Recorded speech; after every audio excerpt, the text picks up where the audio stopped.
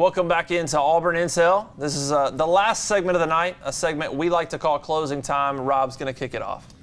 After watching Florida State coach Jimbo Fischer carelessly tell Jameis Winston as the microphones had moved in to not be himself, but to put on a subdued, humble performance immediately following their thrilling win over Notre Dame was pathetic.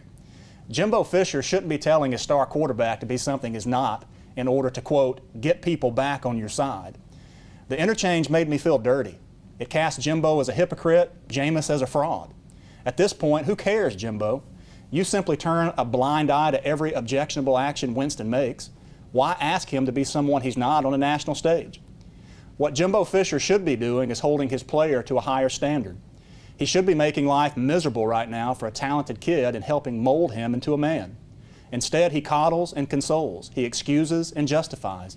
Playing football at Florida State should be a privilege. Putting on the garnet and gold should come at a high price to those willing to pay it. The Jameis and Jimbo show would embarrass me if I were an alum and infuriate me if I were a player in that program. Older generations constantly scold younger ones for lacking motivation, wherewithal, integrity, discipline.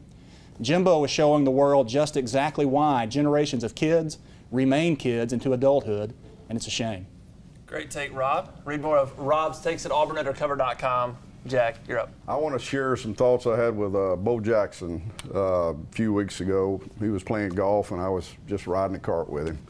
And he talked about the aspect of recruiting today, asked me some questions about it.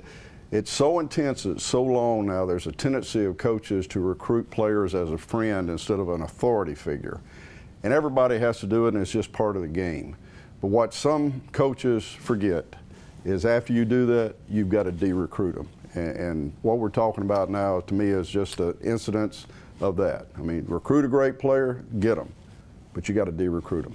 De-recruit, it's a great one as well. Auburn junior receiver Sammy Coates could have done anything with his time off this weekend. Tigers head coach Gus Malzahn gave the players the weekend off and allowed them the chance to go home and be with their families or simply sit on the couch inside their dorm room and watch television. Coates did go and be with family, but it's not the family you think. Coates spent his Friday night in Birmingham at Children's Hospital with a 12-year-old leukemia patient named Kenzie Ray and her family. Coates and Ray met each other outside Jordan-Hare Stadium in 2013 after a football game. Coates, a well-known football player, and Ray, an adoring fan. Since, the two are inseparable. They've become family.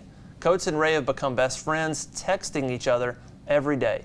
Recently, Ray's bone marrow transplant didn't have the desired effect on her cancer, and it remains.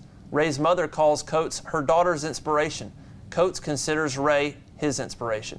Many football players today are self-absorbed and mostly worried about their image, rather than the thousands of fans they impact with every action and every word. In Coates, it's refreshing to see an unselfish act in a selfish world. Attaboy, Sammy. Attaboy, Sammy. One of the good ones. Yes. Appreciate everybody joining us for tonight's episode of Auburn Intel. Game Day Bunker, real quick. You guys are going to be where for the South Carolina game? Going to be at Rogue Tavern with our Greater Birmingham Auburn Club.